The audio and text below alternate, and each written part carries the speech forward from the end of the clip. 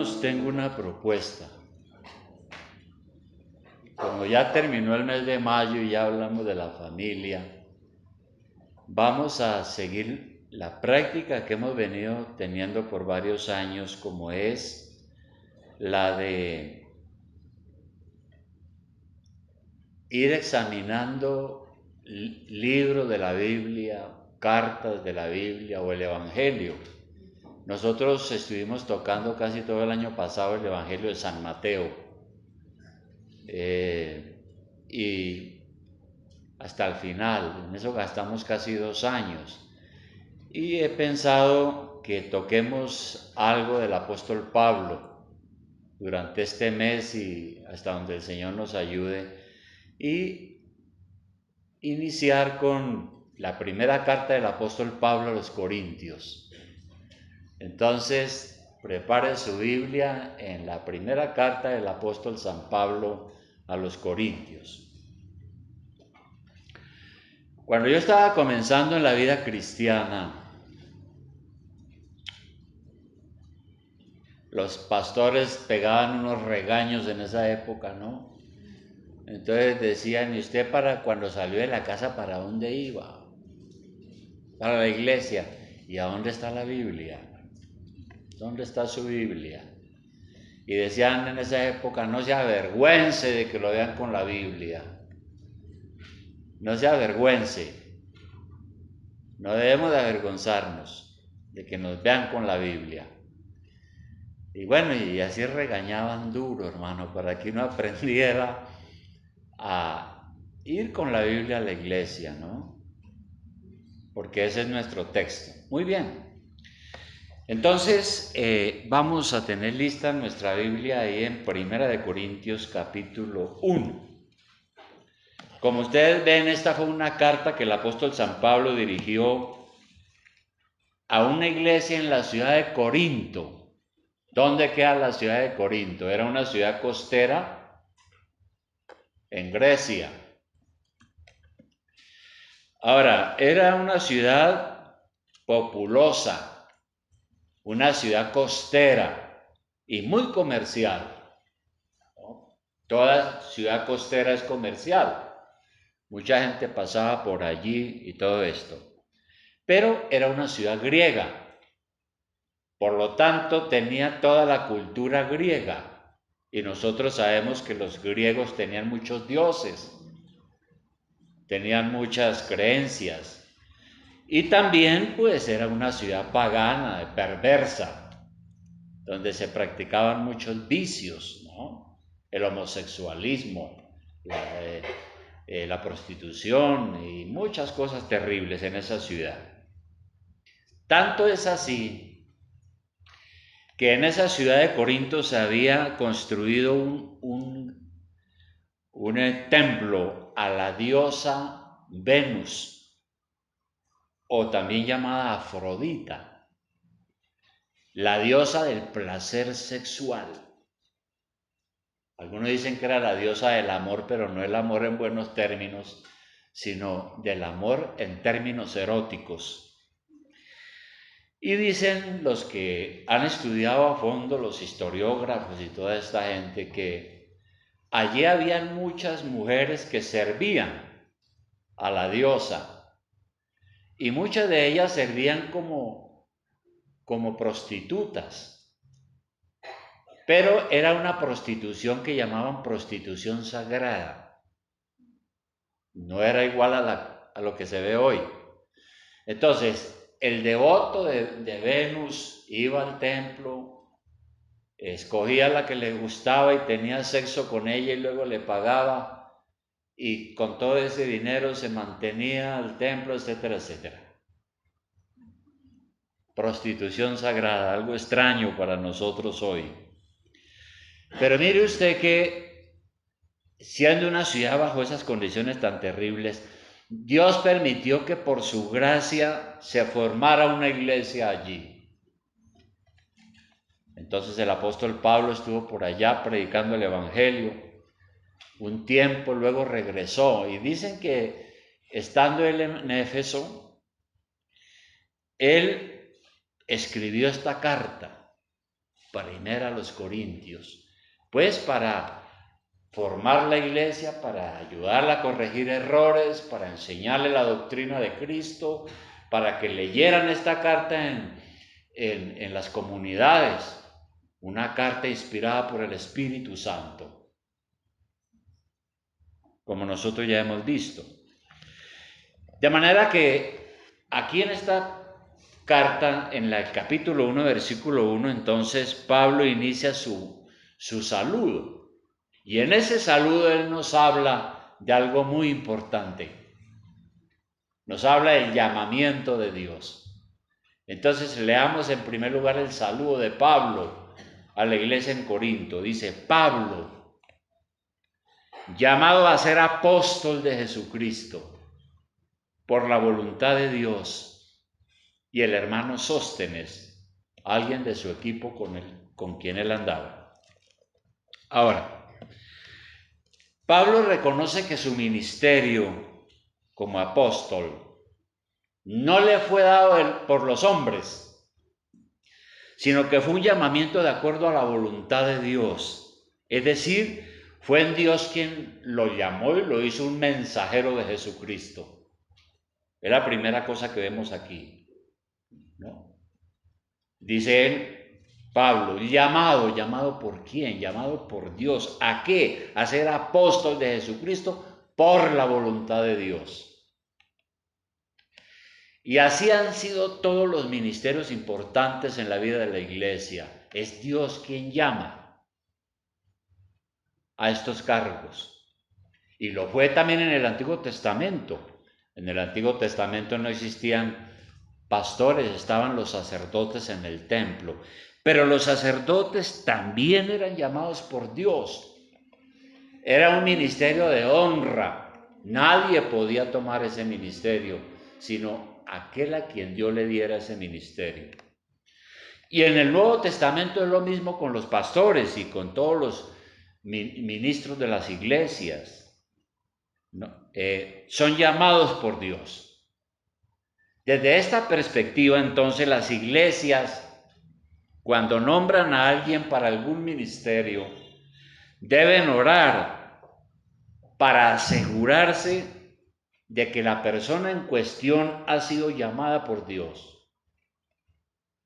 Cuando aquí vamos a nombrar a alguien, tenemos que orar y decirle: Señor, este hombre sí es llamado por ti, este pastor lo has llamado. Nosotros queremos respaldarlo y hacer todo lo posible, pero queremos que seas tú, tu voluntad, la que lo está llamando a ser un pastor o cualquier otro cargo importante. Entonces queda claro que es Dios quien llama a personas al ministerio. Y así fue con los 12 apóstoles, recuerden. La Biblia dice que el Señor una noche pasó orando y al siguiente día empezó a llamar a los 12 apóstoles. Le dijo al uno, al otro, al otro, al otro, hasta que completó su equipo. Y es Dios entonces también el que da dones para esos ministerios. Vamos a mirar, sin perder de vista primero a los Corintios, vamos a mirar un poco adelante a Efesios capítulo 4, versículo 11. Efesios capítulo 4, versículo 11. Efesios 4, 11. Aquí está diciendo que el Señor vino y dio su vida en la cruz del Calvario, resucitó de entre los muertos, y luego en el 11 dice: y Él mismo, o sea Jesucristo, constituyó a unos apóstoles. Y entre ellos estaba Pablo y los otros que él nombró. A otros profetas, a otros evangelistas, a otros pastores y maestros. Ahora, la verdad es que hay dos ministerios de estos que ya no existen, que es los apóstoles y los profetas, en el sentido de aquellos que anuncian cosas futuras. Entonces, cuando Dios llama a una persona a un ministerio, así ha sido siempre, Dios le da dones y lo equipa para esa función. Escribiendo el apóstol Pablo a Timoteo, nosotros leímos hace un momento y vamos a mirarlo otra vez, primera de de Timoteo 1:12. Primera de Timoteo 1:12. ¿Qué decía Pablo en su testimonio? ¿Qué decía Pablo? Mire, decía, doy gracias al que me fortaleció, a Cristo Jesús nuestro Señor, porque me tuvo por fiel poniéndome en el ministerio de apóstol, habiendo yo sido antes blasfemo, perseguidor e injuriador, mas fui recibido a misericordia porque lo hice por ignorancia, en incredulidad. Aquí Pablo reconoce que él era malo, perseguía a la iglesia.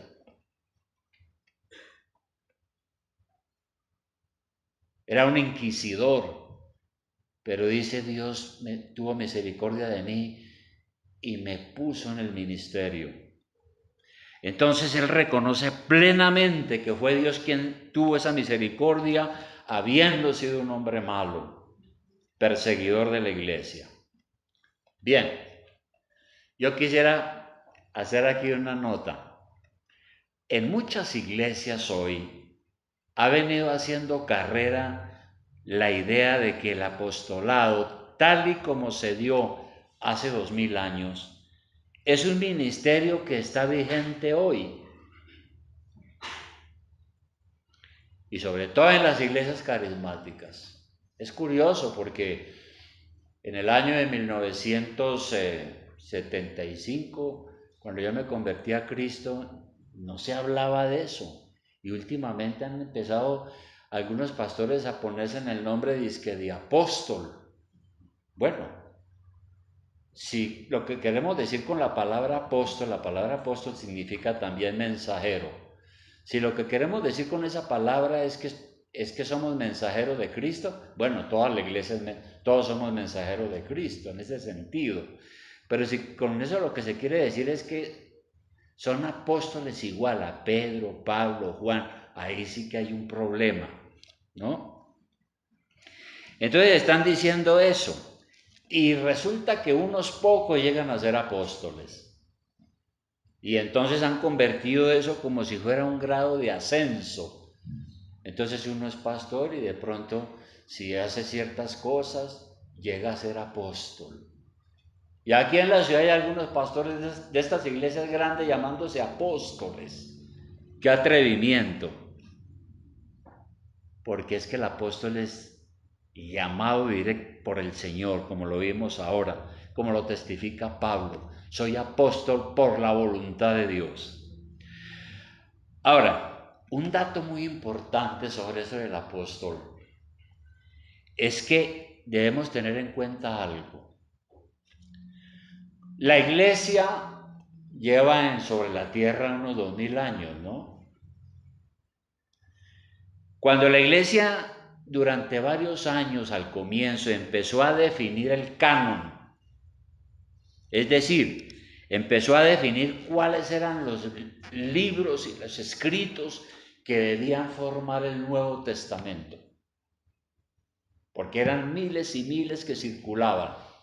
Entonces la iglesia se reunió y dijo, tenemos que aclarar cuáles son los verdaderamente escritos, cuáles son las cosas que deben de quedar en el Nuevo Testamento. Y entonces la iglesia empezó a hacer una selección de los escritos. Y para eso aplicó un criterio. Para aceptar una carta, por ejemplo, para que formara parte del Nuevo Testamento, tenía que haber sido escrita por un apóstol reconocido, que hubiera sido llamado por el Señor y algo más, que hubiera visto a Cristo resucitado. Si reunía esos requisitos, lo que él escribiera podía ser incluido acá. Y es por eso entonces que Primera de Juan, vamos a mirar la primera carta de Juan, está al final, casi antes de Apocalipsis, que Juan fue un apóstol. Primera de Juan en el capítulo 1, él dice algo muy interesante. en su saludo en esta carta, el apóstol Juan. Primera de Juan 1. Primera de Juan 1. Dice el apóstol lo siguiente. Dice, lo que era desde el principio, lo que hemos oído, lo que hemos visto con nuestros ojos, lo que hemos contemplado y palparon nuestras manos tocante al verbo de vida, porque ellos tocaron a Jesucristo, aún después de resucitado como Tomás.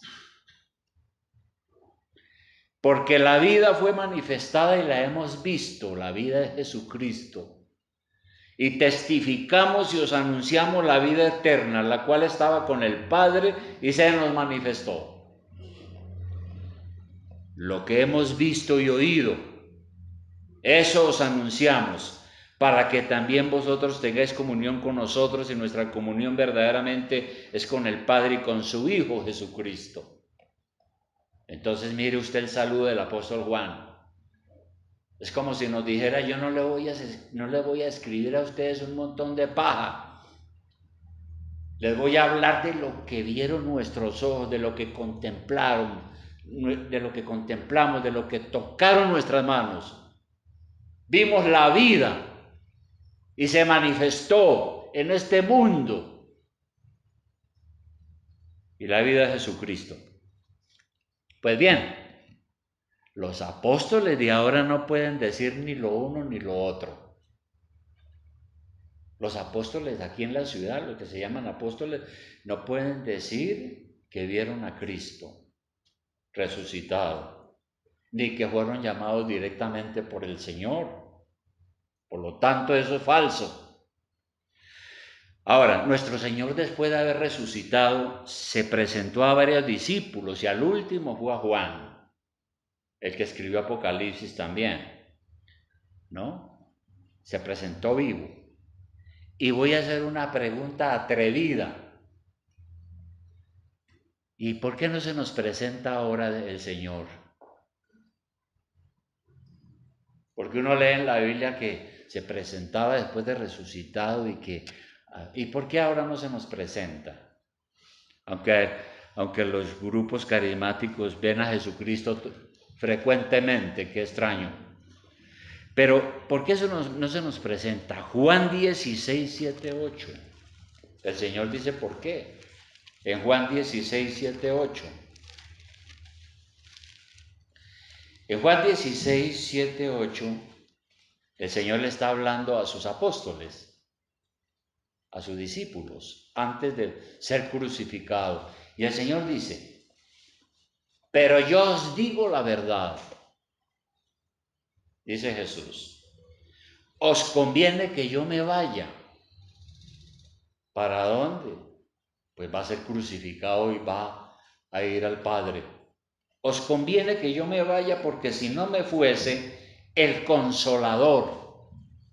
¿Quién es el Consolador? El Espíritu Santo. No vendría a vosotros, mas si me fuere, os lo enviaré. Y cuando Él venga, convencerá al mundo de pecado, de justicia y de juicio. Y con esto lo que quiere decir aquí, luego el 13 dice, pero cuando venga el Espíritu de verdad, el Espíritu Santo, Él os guiará toda la verdad, porque no hablará por su propia cuenta, sino que hablará todo lo que oyere y os hará saber las cosas que habrán de venir. Jesucristo no está aquí ahora, pero está el Espíritu Santo, que es Dios y que está en comunión con el Hijo, y Él nos comunica la verdad. Y el Señor es claro, yo debo de irme, pero enviaré. No los dejaré huérfanos, dice la Biblia. Además, ya tenemos su palabra entonces y el Espíritu Santo con nosotros. Por eso el apóstol Pedro en Primera de Pedro 1, 3, 8 dice algo muy importante que nosotros lo hemos leído algunas veces. Primera de Pedro 1, 3, 8. Y le está hablando a la iglesia también el apóstol Pedro. Y dice aquí a la iglesia, dice, primera de Pedro 1, 3, 8, dice, a quien amáis sin haberle visto. Nosotros amamos a Cristo, a Jesús, y no lo hemos visto, pero sí hemos experimentado lo que Él ha hecho en nuestro corazón, en nuestra vida y en nuestra conciencia.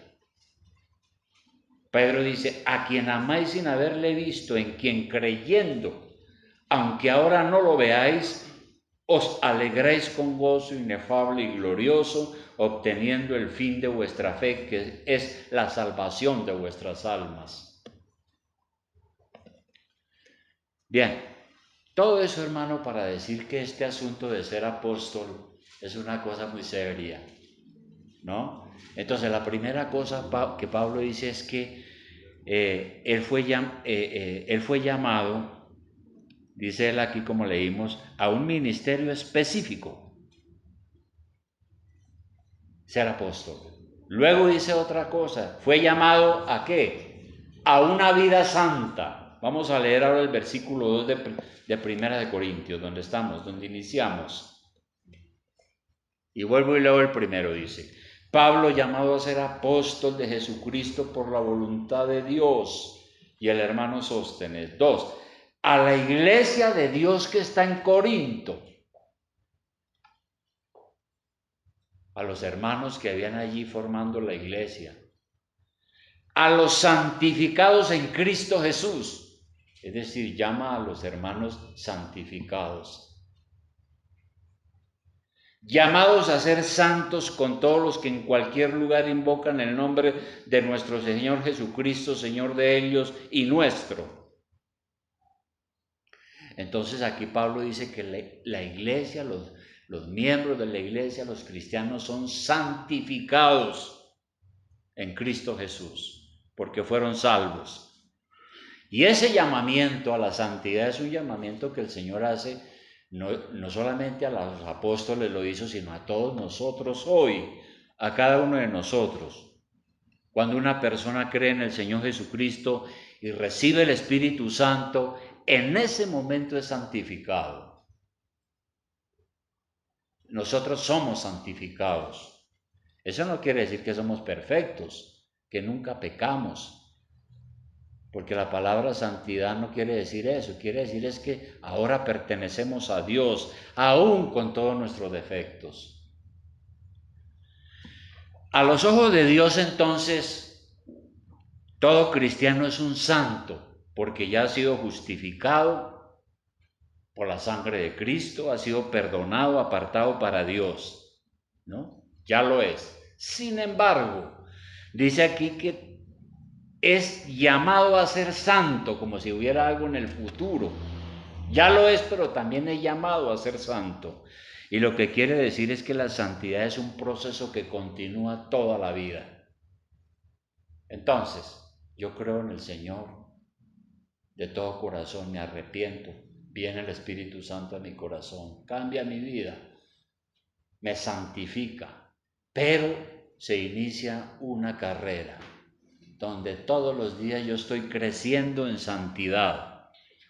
Debemos crecer y madurar. Todos los días soy llamado a ser santo. Y hemos aprendido entonces que todo eso, claro, es el trabajo del Espíritu Santo en nuestro corazón. En ese trabajo de santificación, entonces tenemos que cooperar con Dios. Usted tiene que cooperar con Dios.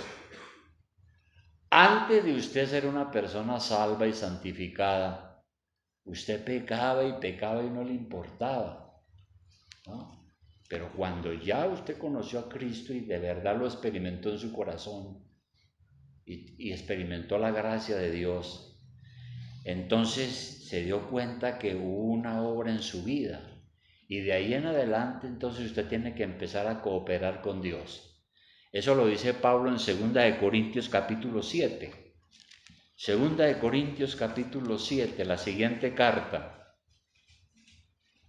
Pablo escribió 2 cartas. Estamos en la primera, ahora en la segunda, en el capítulo 7:1. ¿Qué dice el apóstol Pablo a esa iglesia?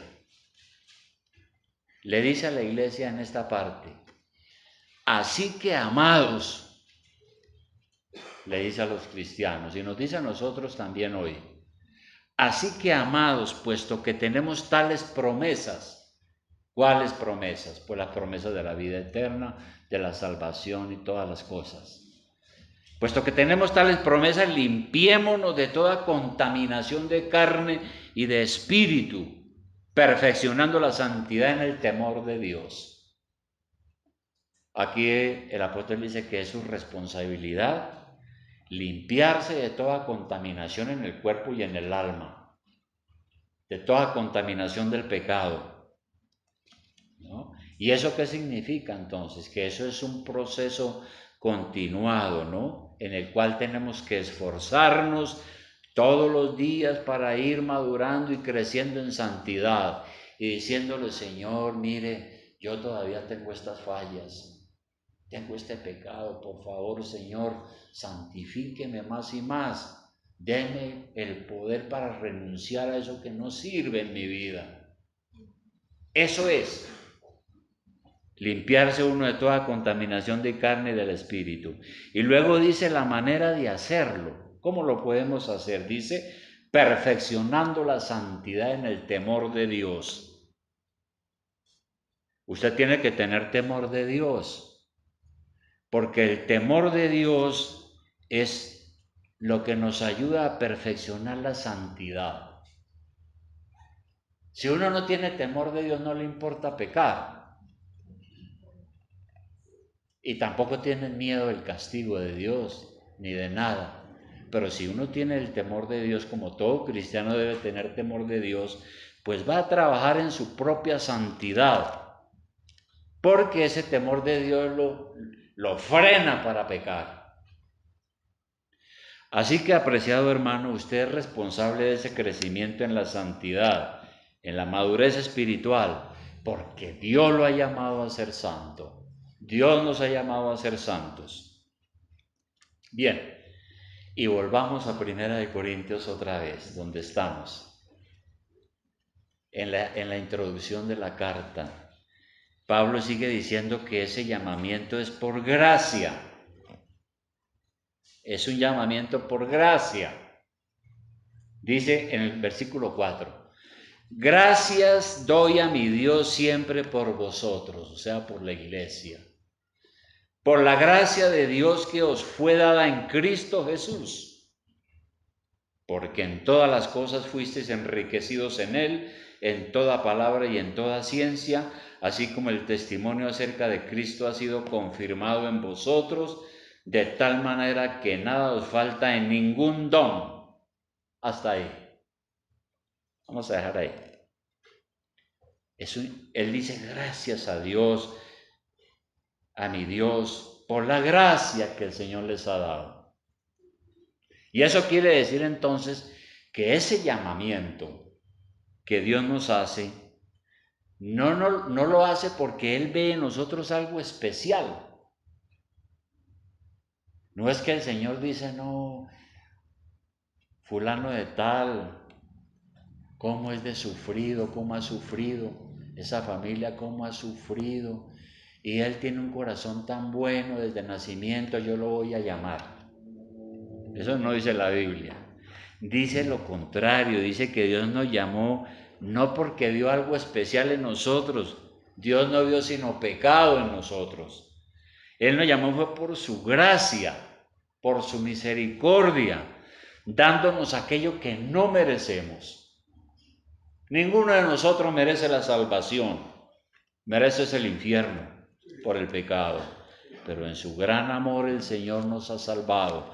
Por eso Tito 3, vamos a ir a la epístola de Tito, que fue la que leímos hace un momento, que es una bendición que usted cada rato medite en este pasaje.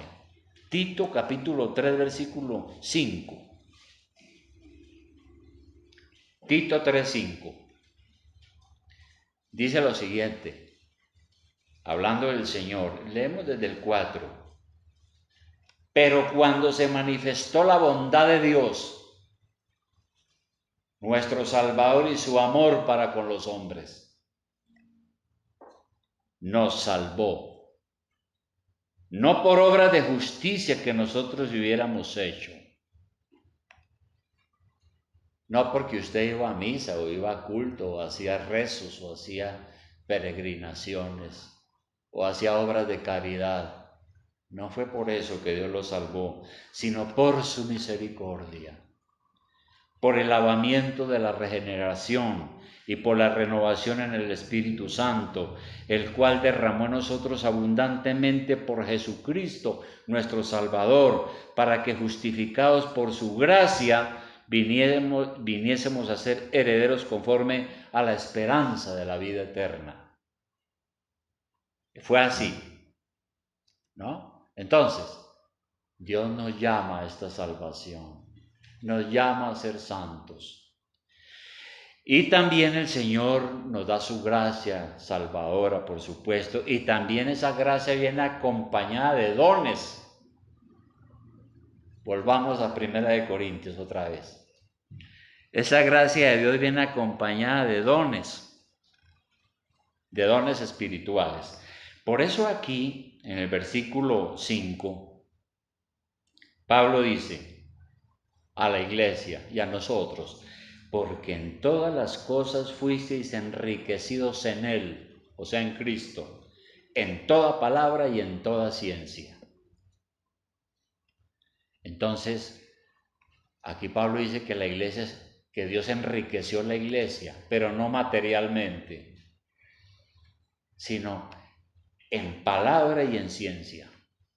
¿Y eso qué quiere decir? Porque es que los carismáticos han inventado un poco de historias raras, ¿no? Dicen que cuando aquí se habla de palabra y de ciencia, son como unos ciertos dones extraordinarios, milagrosos, y entonces en la iglesia hay un hermano que le habla a otro, y entonces llega un hermano y le dice a usted: hermano, tengo una palabra para usted. Y entonces llega y le dice: mire, usted tiene que hacer esto, tiene que hacer aquello, usted tiene que casarse con fulana, usted tiene que casarse con mengano, usted tiene, bueno, y así, y entonces a eso llaman ellos, dizque el don de ciencia y el don de palabra. Pero aquí no está hablando de nada de eso, según la raíz griega. Aquí lo que está hablando es que Dios simplemente nos da el conocimiento de su palabra y nos da palabra para poderlo comunicar, para poder hablar a la gente de Cristo. Cuando uno entiende el Evangelio, uno adquiere el conocimiento de Dios. Y cuando uno habla a otras personas, ya es el Espíritu Santo ayudándonos para explicarle a la gente el Evangelio de la salvación. Nada tiene que ver con adivinación.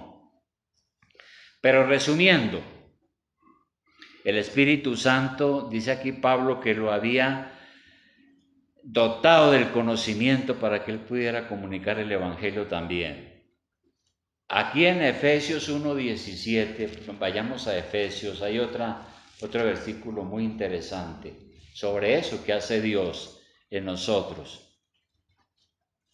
Efesios 1:17. En esta carta, mire lo que dice Pablo a la iglesia. Dice que él está orando. ¿Para qué? Dice: para que el Dios de nuestro Señor Jesucristo, el Padre de gloria, os dé espíritu de sabiduría y de revelación en el conocimiento de Él, alumbrando los ojos de vuestro entendimiento, para que sepáis cuál es la esperanza a que Él os ha llamado y cuál es la riqueza de la gloria de su herencia en los santos. Y yo creo que a nosotros hoy Dios nos ha dado eso, ha alumbrado los ojos de nuestro entendimiento y nos ha dado espíritu de sabiduría y revelación para entender la Biblia. Y tenemos que todos los días orar para que cada día el Señor nos dé más entendimiento. Y luego, volviendo a 1 Corintios, el apóstol dice también que Dios nos capacita para que podamos perseverar en la vida cristiana. ¿Qué dice el versículo 7, que ya lo leímos en la segunda parte? Dice: de tal manera que no os falte ningún don, Y luego dice, esperando la manifestación de nuestro Señor Jesucristo, el cual también nos confirmará hasta el fin, para que seáis irreprensibles en el día de nuestro Señor Jesucristo. El Señor nos fortalece y nos capacita para que podamos perseverar en la vida cristiana. Porque a la iglesia entran miles de personas y por la puerta de atrás salen miles de personas también. ¿Quién puede creer que Jesucristo se levantó de los muertos, subió al cielo y viene otra vez? ¿Quién puede creer que este mundo no durará para siempre? Es algo increíble. Solo los cristianos tienen esa esperanza. Y solo nosotros cuando morimos sabemos que no es el fin, ¿no? Y por eso el Señor nos fortalece también para perseverar en la fe. Y por último, el versículo 9, ahí en 1 Corintios 1, dice algo. Dice que Dios nos ha llamado también a una salvación segura. A una salvación segura. Dice, fiel es Dios, por el cual fuisteis llamados a la comunión con su Hijo Jesucristo, nuestro Señor. Entonces, Dios es fiel. Dios es alguien en quien podemos confiar. Es alguien que cumple todas sus promesas. Porque si no, entonces no sería Dios. El mismo Señor en Juan 6, Evangelio de Juan, capítulo 6. Evangelio de Juan, capítulo 6.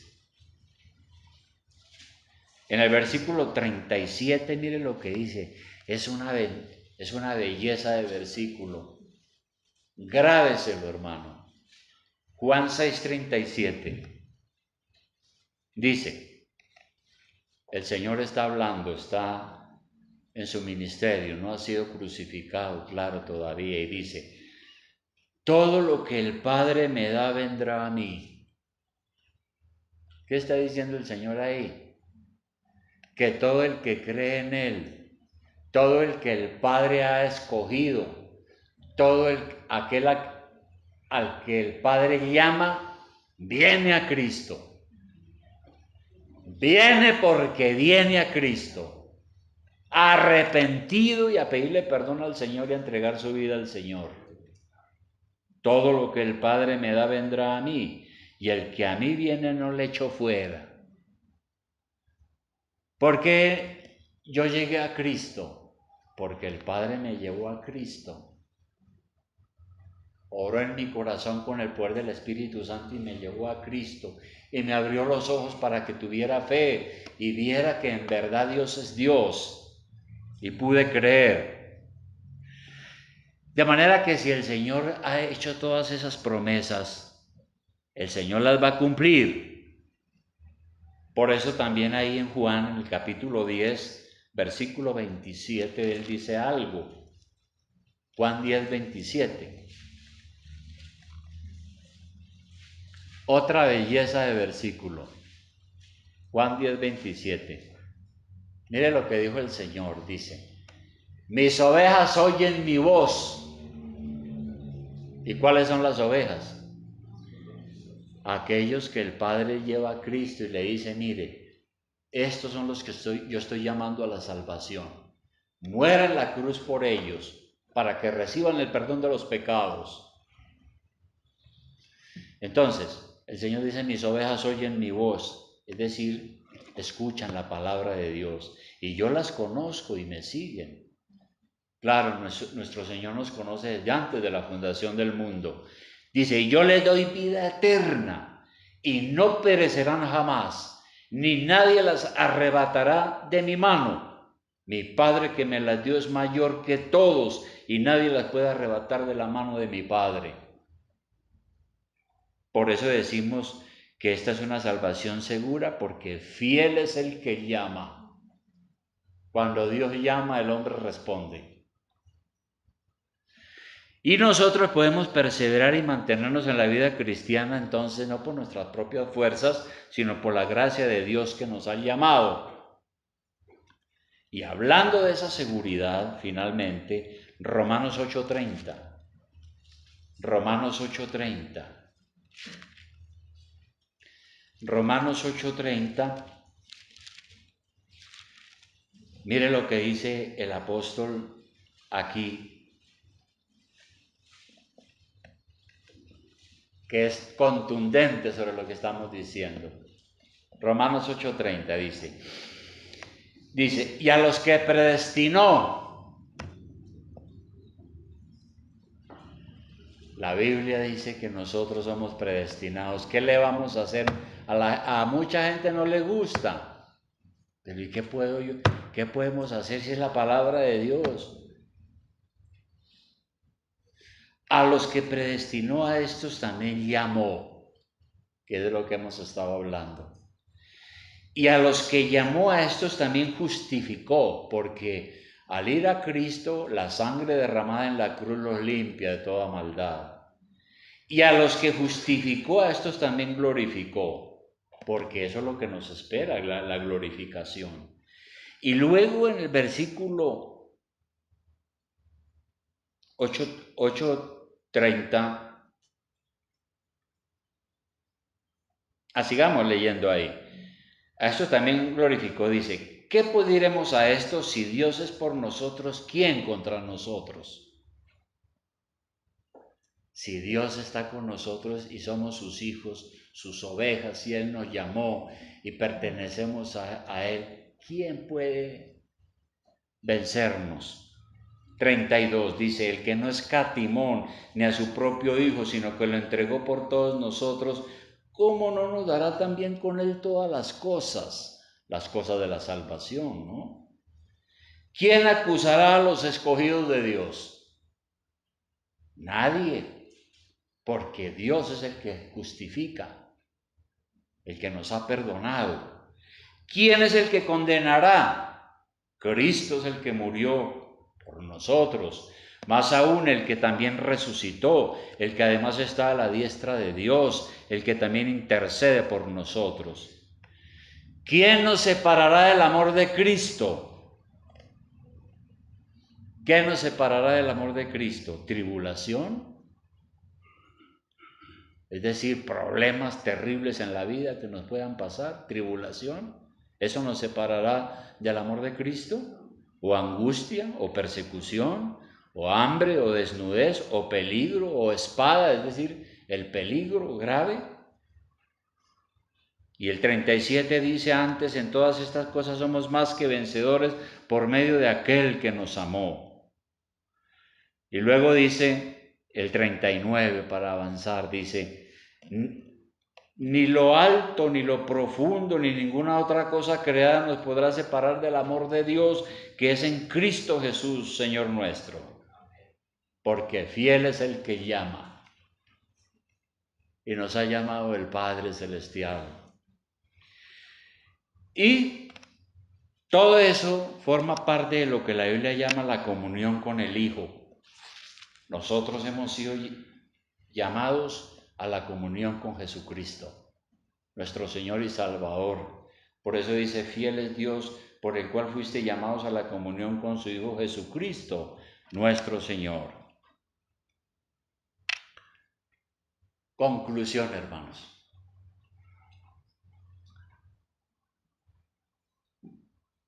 Hoy Dios no llama a apóstoles iguales a los 12.